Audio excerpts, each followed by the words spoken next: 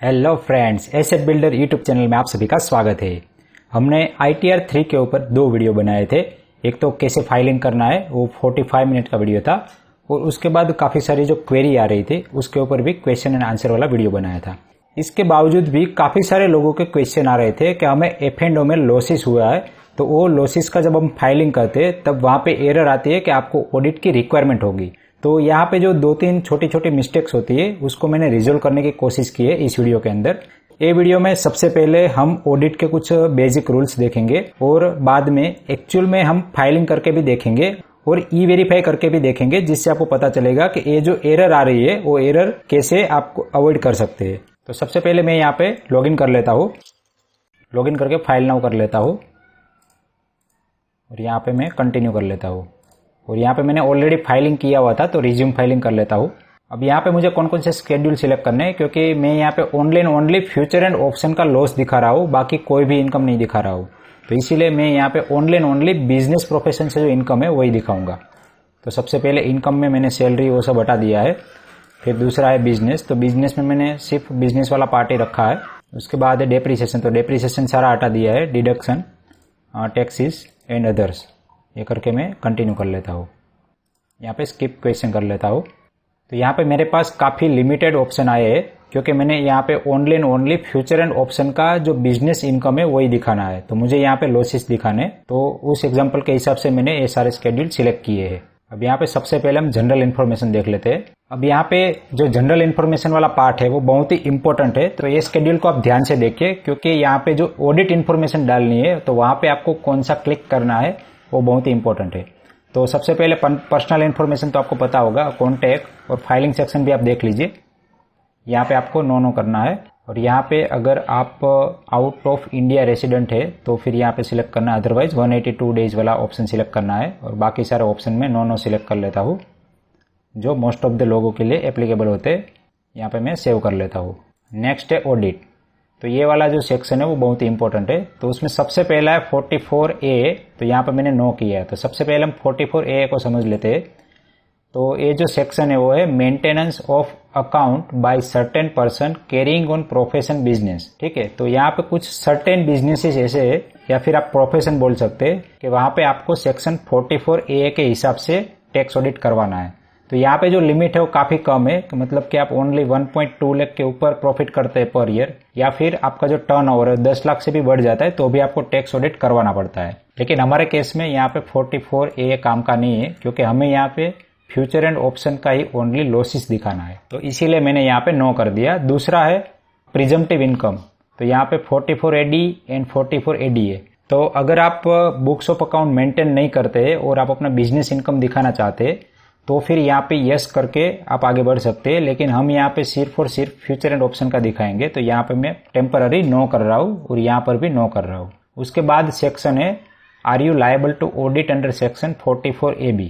तो हमारा जो फ्यूचर एंड ऑप्शन का जो भी लॉस है वो लायबल होगा ऑडिट के लिए अंडर सेक्शन 44AB, अगर आप वो लिमिट को एक्सीड करते हैं तो। अगर वो लिमिट को एक्सीड नहीं करते तो फिर आपको कोई भी ऑडिट करवाने की जरूरत नहीं है। तो एक बार हम सेक्शन 44AB भी देख लेते हैं। तो यहाँ पे पहली लाइन है, कैरिंग ऑन बिजनेस साल if his total sales turnover gross receipt as the case may be in business exceed 1 crore rupees in any previous year. मतलब 1 करोड़ रुपए से ज्यादा आपका टर्नओवर हुआ है तब भी आप लायबल होगे बिजनेस ऑडिट के लिए, अदरवाइज आपको ये सेक्शन एप्लीकेबल नहीं पड़ेगा। अब एक बार ये सारे सेक्शन को हम 1 बाय 1 देख लेते हैं, उसके बाद हम ये फाइलिंग सेक्शन में आगे बढ़ेंगे।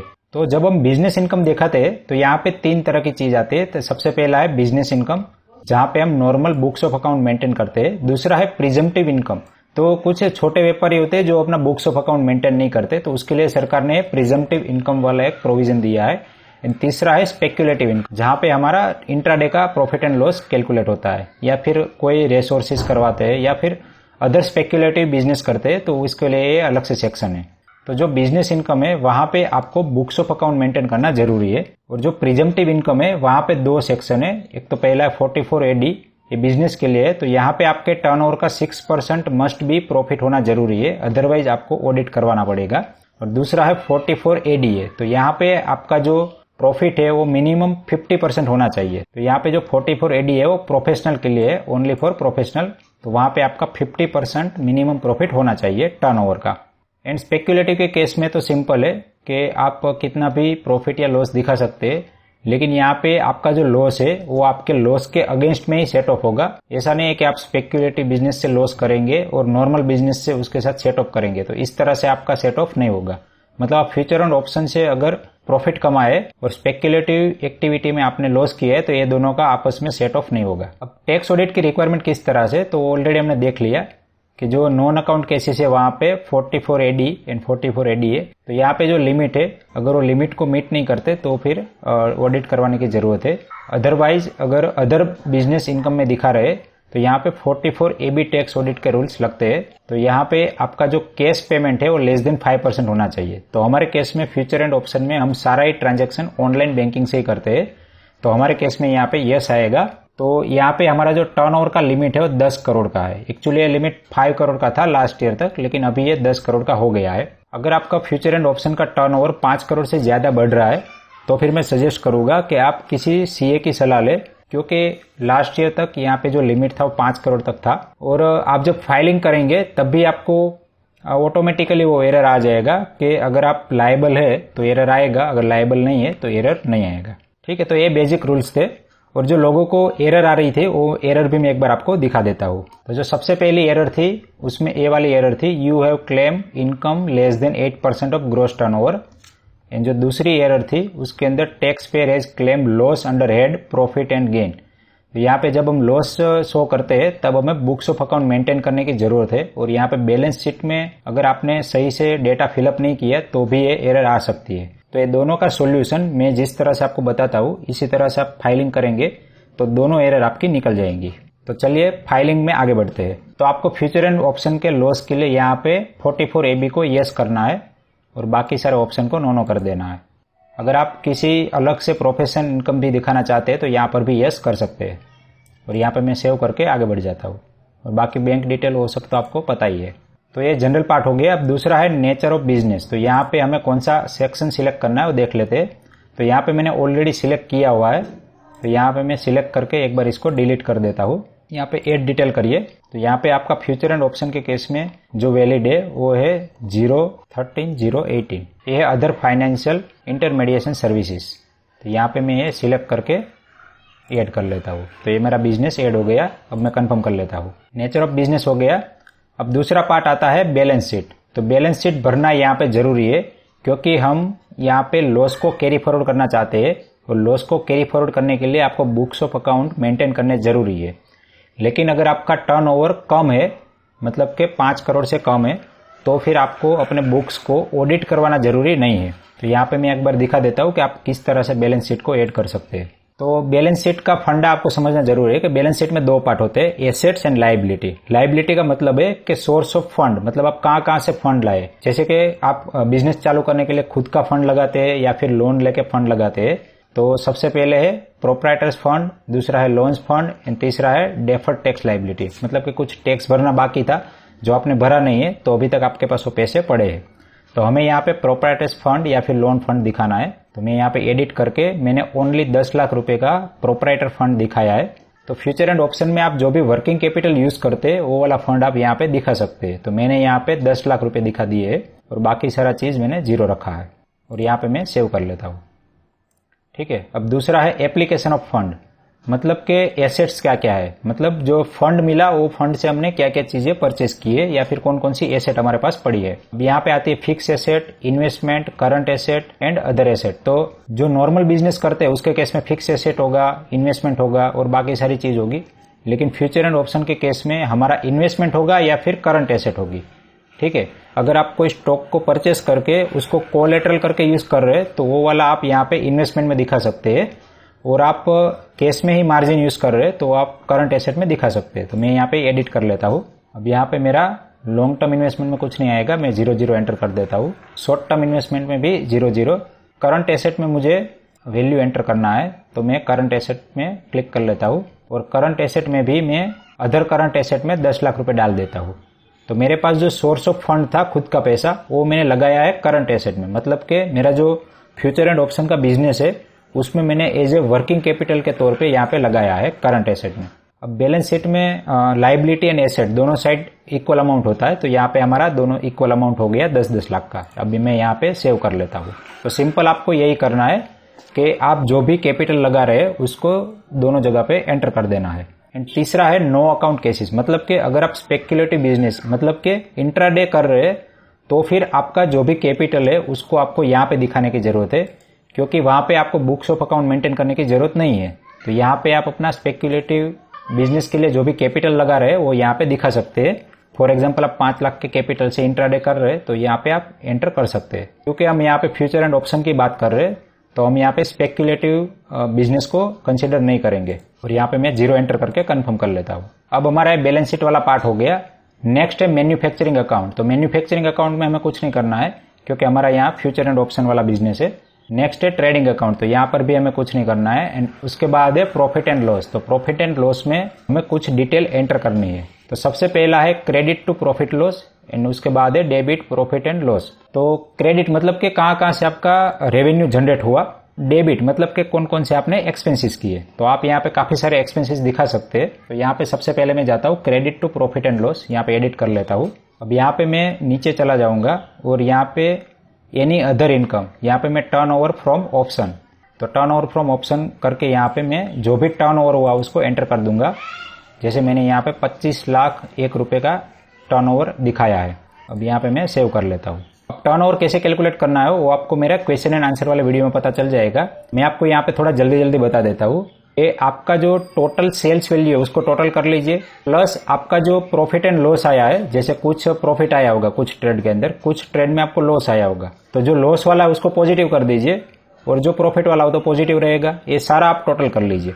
और जो लोगों का अकाउंट जेरोधा में है उन लोगों को तो आराम से अपना टर्नओवर डायरेक्टली मिल जाएगा जेरोधा के थ्रू। उसके बाद नेक्स्ट है debit to profit and loss, उसको हम एडिट कर लेते हैं। अब यहाँ पे हमें दिखाना है एक्सपेंसेस, मतलब कि आपने ऑप्शन बाय किए होंगे, सामने सेल भी किए होंगे, ठीक है। तो हमने जो सेल किए वहां से हमें रेवेन्यू जनरेट हुआ। अब हम जब बाय करेंगे तो वो हमारा हो गया कॉस्टिंग। वो जो कॉस्टिंग है वो हमें दिखाना है यहाँ पे डेबिट्स में, ठीक है। अब डेबिट में आप जाएंगे तो यहाँ पे काफी सारे डेबिट्स आपको दिखेंगे। तो हमें यहाँ पे एक में भी एंटर नहीं करना है, यहाँ पे 2 पेज है तो हमें दूसरे पेज में एंटर करना है वैल्यू।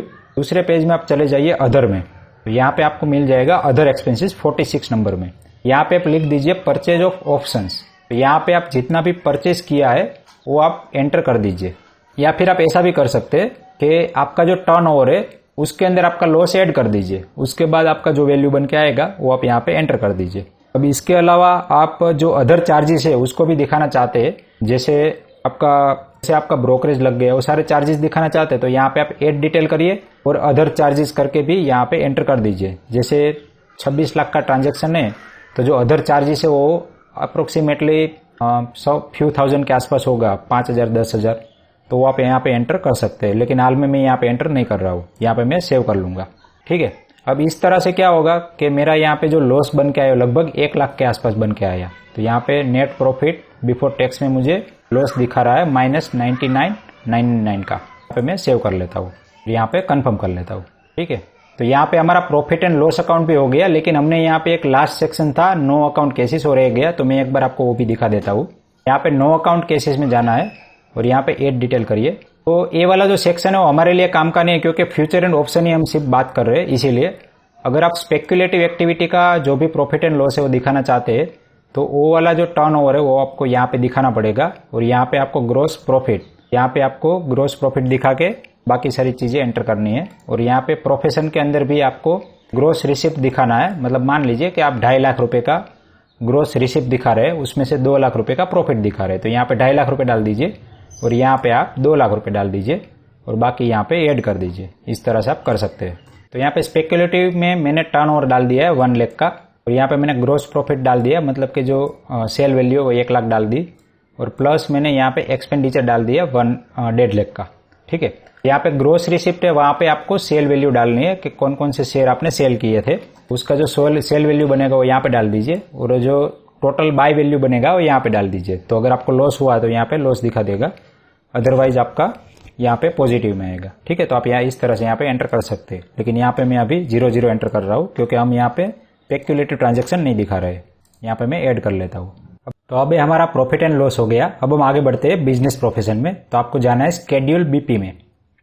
अब यहाँ पे आपने जो भी लॉसेस दिखाया वो ऑटोमेटिक यहाँ पे कैलकुलेट होके आ गया है। अगर आपका स्पेक्युलेटिव बिजनेस से भी लॉसेस है तो वो भी यहाँ पे आपका कैलकुलेट होके आ जाता। अभी आपको यहाँ पे चेक करना है इंट्रा हेड सेट ऑफ में। यहाँ पे आप क्लिक करेंगे तो आपको यहाँ मिलेगा कि बिजनेस लॉसेस सेट ऑफ। तो यहाँ पे जो losses remaining after set of, तो इतना आपका लॉसेस बचता है।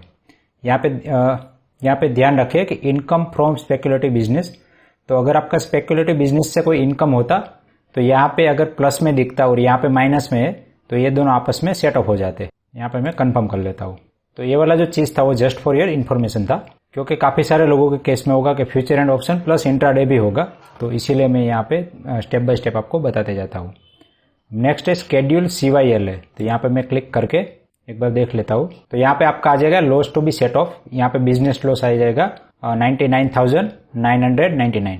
ओके, तो यहाँ पे मैं कंफर्म कर लेता हूँ। स्केड्यूल BFLA में भी एंटर करते हैं और यहाँ पे कंप्लीट सेटअप कर लेते हैं।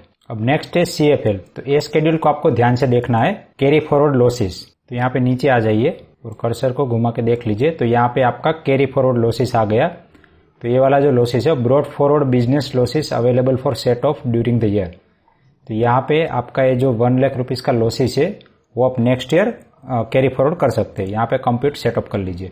तो यहाँ पे मैंने एक सिंपल केस दिखाया है फ्यूचर एंड ऑप्शन का। अगर आपके केस में कैपिटल गेन भी है, फ्यूचर एंड ऑप्शन भी है, स्पेक्युलेटिव इनकम भी है और प्रोफेशन से भी इनकम है, तो ये सारा चीज आप एक बार अच्छे से देख लीजिए। कोई भी फिगर इधर का उधर तो नहीं हुआ है ना, क्योंकि ये जो वेबसाइट है वो नहीं है। और मेरे साथ ही ऐसा हुआ है कि आपने एंट्री कुछ अलग की होगी और एक्चुअल में कैलकुलेशन में कुछ अलग चीज दिखा रहा होगा। तो अगर ऐसा हो रहा है तो आपको पूरा फाइलिंग फिर से करना पड़ेगा। तो एक बार अच्छे से अपना CFL अच्छे से देख लीजिए कि आपने जो कैरी फॉरवर्ड लॉसेस किया है वो सही से कैलकुलेट होके आ रहा है कि नहीं आ रहा है। ठीक है, बाकी स्केड्यूल में जस्ट एंटर करके कंफर्म कर लेता हूँ। अब लास्ट पार्ट आ गया TI, टैक्स इनकम। तो यहाँ पे मुझे टोटल इनकम दिखेगा। तो यहाँ पे मुझे losses of current year to be carry forward ऐसा लिखा हुआ आ जाएगा। तो इतना सारा जो लॉसेस है वो कैरी फॉरवर्ड होगा और बाकी सारी जो इनकम है वो आपको एक बार देख लेनी है कि सैलरी से इनकम है, income from house property, profit and gain from business profession, capital gain, income from other sources. ये सारी चीज आपको देख के समेशन करके और कितना कैरी फॉरवर्ड हो रहा है वो सारा देख के फिर कंफर्म कर देना है। और जो लास्ट पार्ट आता है सबसे इंपॉर्टेंट है TT, मतलब टोटल कितना टैक्सेशन आपका बनता है। तो यहाँ पे आप एक बार क्लिक करके देख लीजिए। तो मैंने यहाँ पे ओनली लॉसेस दिखा है तो मेरा टैक्सेशन 0 बन के आएगा। तो आपके केस में यहाँ पे कुछ फिगर आ सकता है, तो वो आप एक बार अच्छे से देख लीजिए। यहाँ पे मैं प्रीव्यू रिटर्न कर देता हूँ। यहाँ पे नीचे मैं नेक्स्ट कर लेता हूँ और यहाँ पे आप अपना लोकेशन डाल दीजिए। क्लिक करके सेल्फ करके प्रोसीड टू वैलिडेशन कर दीजिए। तो यहाँ पे वैलिडेटिंग योर रिटर्न करके आ रहा है। तो यहाँ पे आप देख सकते हैं कि वैलिडेशन सक्सेसफुल है और प्रोसीड टू वेरिफिकेशन करता हूँ। तो यहाँ पे सारी एरर निकल गई। आप यहाँ पे क्लिक करके अपना ITR E-वेरीफाई कर सकते हैं। तो इस तरह से आप अपने फ्यूचर एंड ऑप्शन के लॉसेस को कैरी फॉरवर्ड भी कर सकते हैं विदाउट ऑडिटिंग, क्योंकि यहाँ पे कुछ छोटे छोटे मिस्टेक्स हो रही थी। तो इसीलिए काफी सारे लोगों का यहाँ पे लास्ट में एरर आ रहा था। अगर आपके मल्टीपल इनकम सोर्सेज है तो आप स्टेप बाय स्टेप 1 बाय 1 अच्छे से रिटर्न को फाइल करिए, तब भी जाके आपका ये पूरा जो ITR है वो फिलअप होगा। अदरवाइज कुछ ना कुछ एरर रह जाएगी। तो यहाँ पे थोड़े से पेशेंस की भी जरूरत है और थोड़े नॉलेज की भी जरूरत है। भाई दोनों को अगर आप साथ मिलाएंगे तो आपका फाइनली ITR फाइलिंग हो जाएगा। और काफी सारे लोगों को डेडलाइन की भी थोड़ा सा टेंशन है कि 31 सितंबर की डेडलाइन है। अभी तो 8 सितंबर हो गया है, तो किस तरह से हम फाइलिंग करेंगे, क्योंकि काफी सारे लोगों को एरर आ रही है। तो मेरा मानना है कि गवर्नमेंट ये डेट को जरूर एक्सटेंड करेगी, क्योंकि ये जो नया पोर्टल है वो काफी सारे लोगों के लिए बहुत एक हेडेक बन गया है और बहुत सारी एरर आ रही है। और इवन के जो CA है उनके सामने भी बहुत सारे प्रॉब्लम्स आ रहे हैं। तो इसीलिए गवर्नमेंट को यहाँ पे डेडलाइन एक्सटेंड करनी पड़ेगी। अगर आपको मेरा ये वीडियो पसंद आया है तो वीडियो को लाइक करिए और अपने दोस्तों के साथ शेयर करिए। इस वीडियो को एंड तक देखने के लिए आप सभी का दिल से धन्यवाद।